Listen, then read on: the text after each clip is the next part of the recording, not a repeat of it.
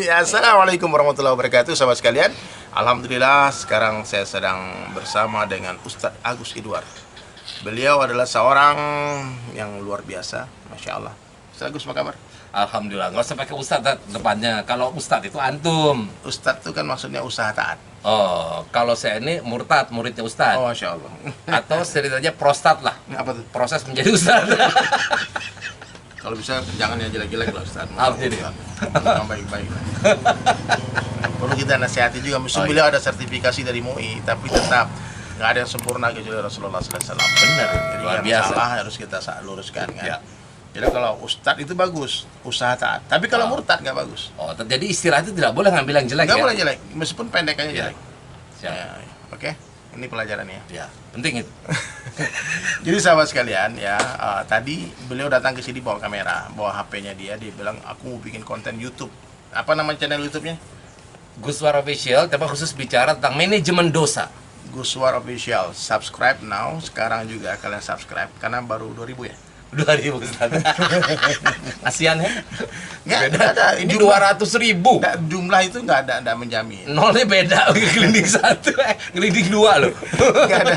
Nggak ada jaminan ya. Ya, Jadi kasihan saya sekarang ini adalah fakir Yuta, fakir followers.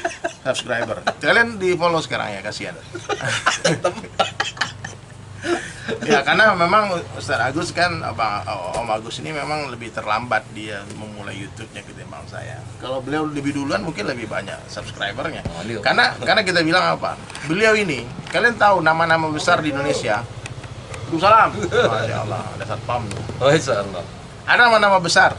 Almarhum UJ, Ustadz Mas Opik Tomboati, Debu. Ini 3 nama besar ini nggak bisa dilepaskan dengan Om Agus Idwar, nggak bisa. Yang pertama memprodusernya Mas Opik di Nada Hijrah ya, Forte ya, Mas Agus Idwar. Yang memproduserin pertama Debu, Mas Agus Idwar juga. Saya manggil Mas, Om, apa Ustadz ya, bebas aja ya.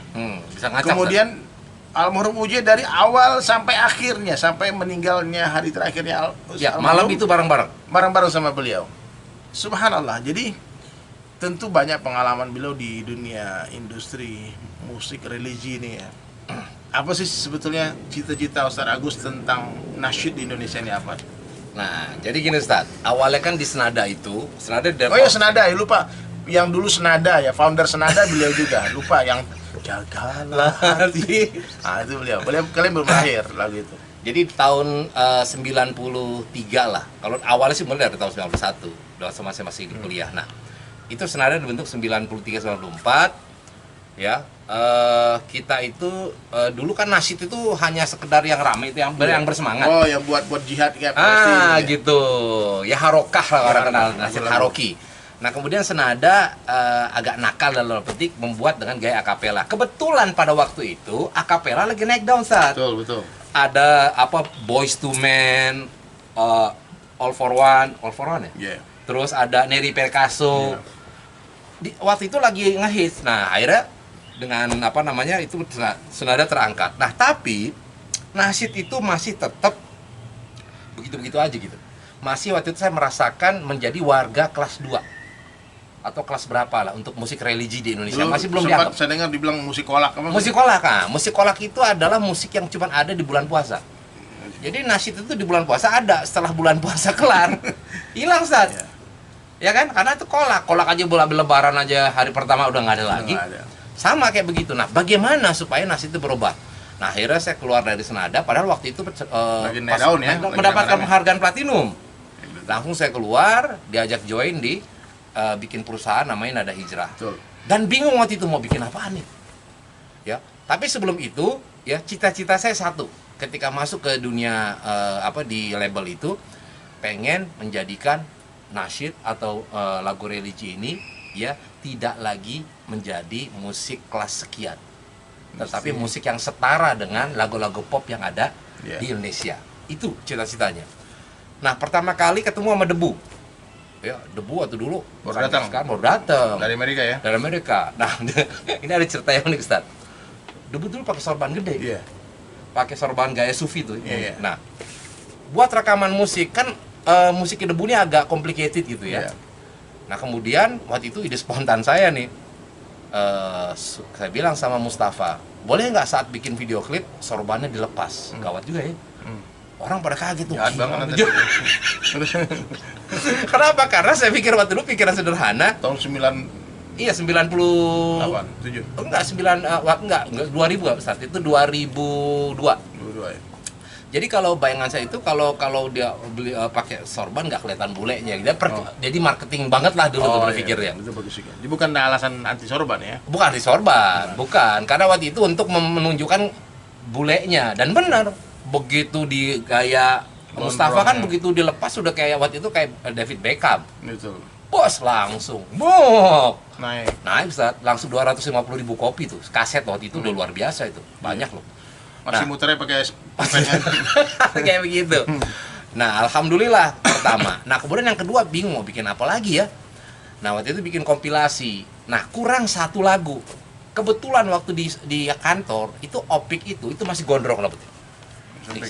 Masih rock and roll ya. Wah, masih rock and roll banget, pakai celana dengkulnya sobek. Dia kalau terus tapi dia suka ke ruangan saya sholat, ya minjem sajadah. Jadi ini saya pikir wah, ini orang agak unik juga ya. Dan kita suka diskusi gitu ya tentang agama dan juga pemikirannya dia. Wah, Opik bagus nih. Ya udah hari itu saya tawarin, "Wah, mau nggak nih nyanyi nasyid?" Pertama dia nolak. Gila lu masa rocker nyanyi nasyid katanya. Itu kan jadi kayak turun derajat. Betul. Turun derajat, tapi akhirnya Opik mau juga karena mungkin waktu dulu dalam kondisi yang butuh atau apa ya. Mau. Nah, terus itu proyek usaha Arifin Ilham tuh ya? Iya, saya ngajak. Jadi Ustaz Arifin Ilham dia ngisi zikir di album. Ya, di album itu Ustaz Arifin ngisi zikir-zikir di antara lagu. Makanya dulu itu adalah tausiah zikir dan nasyid judulnya. Nah, kurang satu lagu tadi. Nah, Opik diajak. Nah, Opik bingung. Lagu apa? Ah, itu spontan saya bilang, "Wah, nih, lagu ini aja deh. Tombo Hati." Saya kasih contoh punyanya Cak Nun.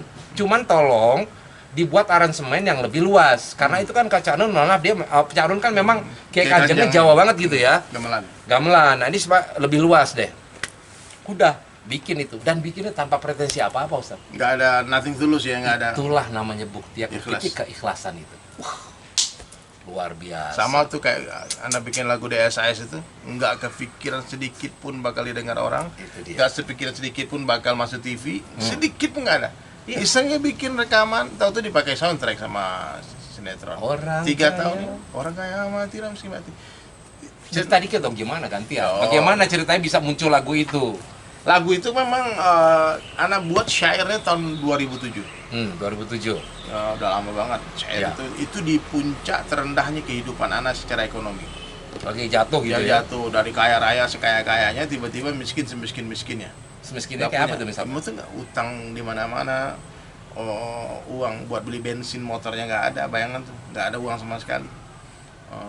Hari-hari susah benar, tinggal di kos-kosan dari rumah mewah, dari mobil mewah.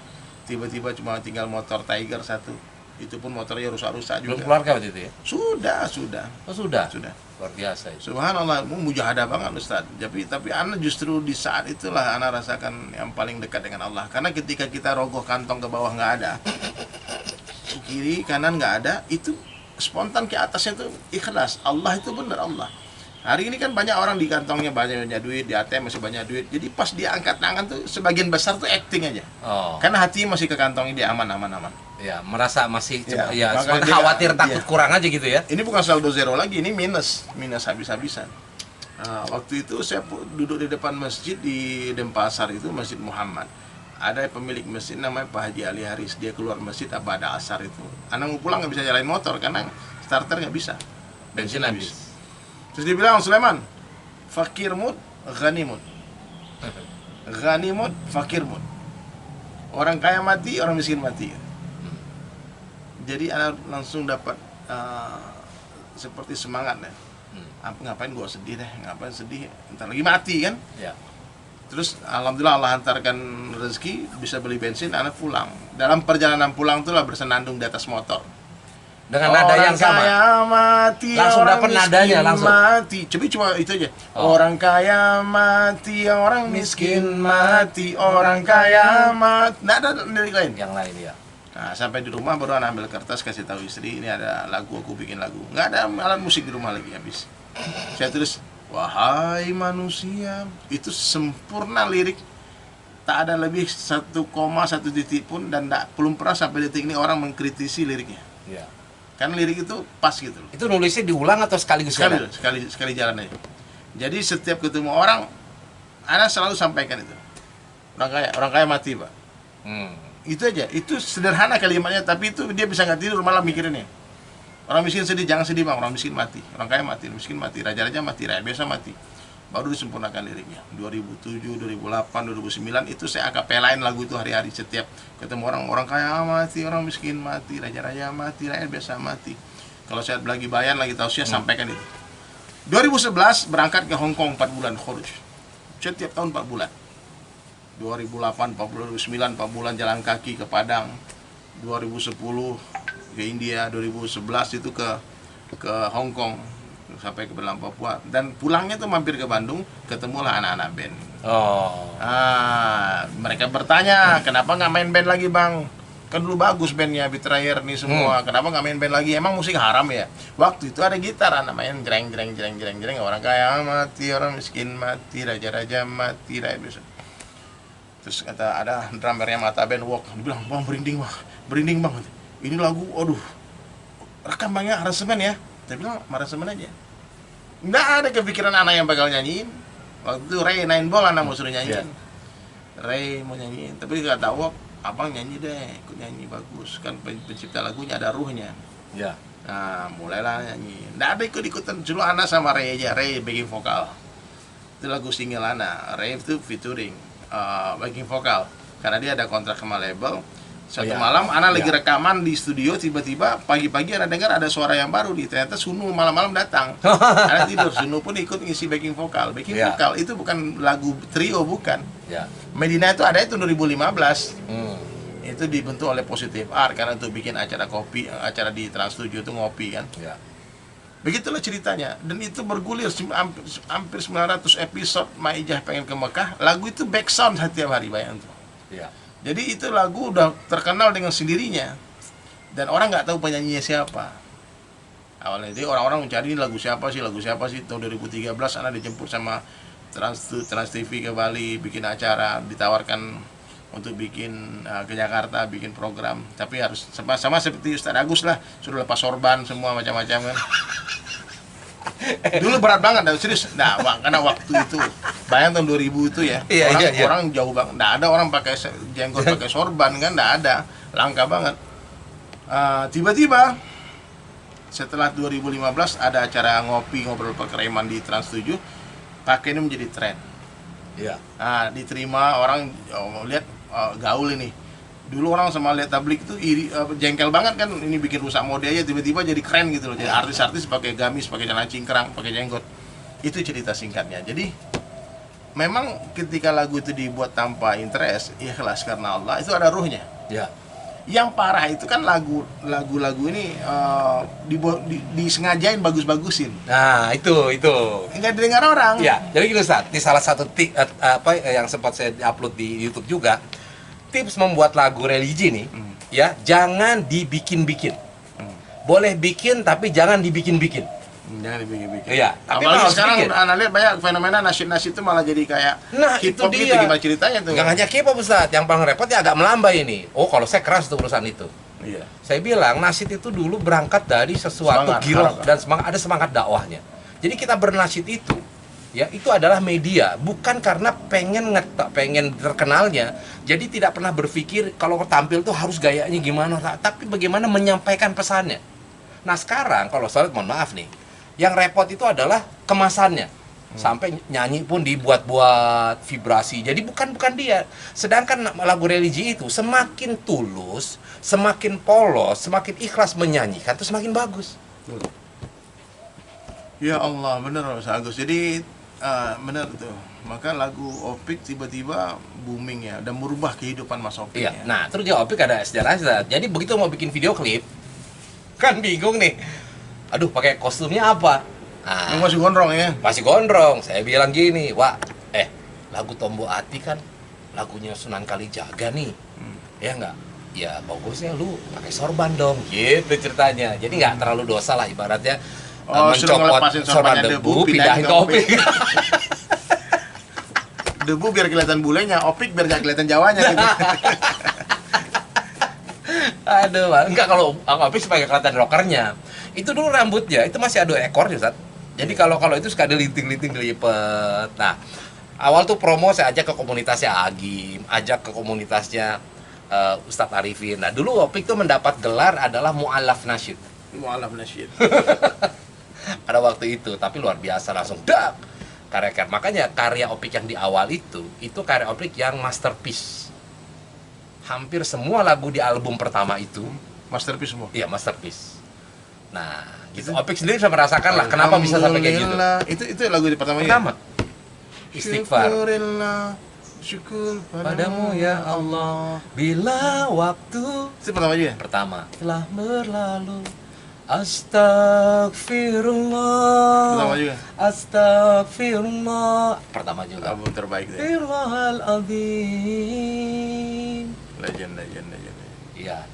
Terus Ada bagusnya nanti Ustadz. Kalau menurut saya sih selama Opik ya entah collab atau bikin sesuatu bareng menyanyikan lagu-lagu yang awal gantian Yang awal, gitu. Jadi betul. dalam situ bisa jadi lagunya Ustadz Dery bareng sama Opik, tapi lagu-lagu Nah, kita yang memang ada sudah ada lagu baru sama Mas Opik. enggak usah lagu lamanya. Lagu lama ya, nah, Lagu iya. Antum yang lama juga dia lama, jadi lagu-lagu masterpiece nih. Oh, dijadikan di recycle, Iya. recycle ulang. Begitu. Setuju nggak kira-kira penonton? Oh, penonton. Ajib. Ini sebetulnya kalau sama Mas Agus ini banyak banget, belum lagi cerita tentang almarhum Uji ini semua.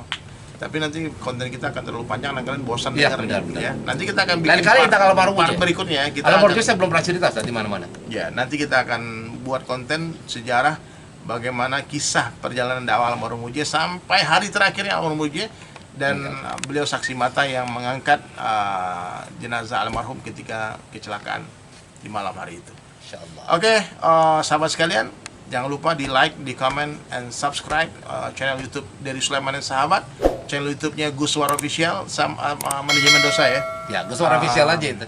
Gus Suara Official. Semoga channel ini bisa kita jadikan sarana dakwah kita dan Amin, ya menjadi Allah. asbab hidayah bagi semua yang mendengarkannya. Assalamualaikum warahmatullahi wabarakatuh. Waalaikumsalam. Ini kan konten asik kan, bagaimana sejarah.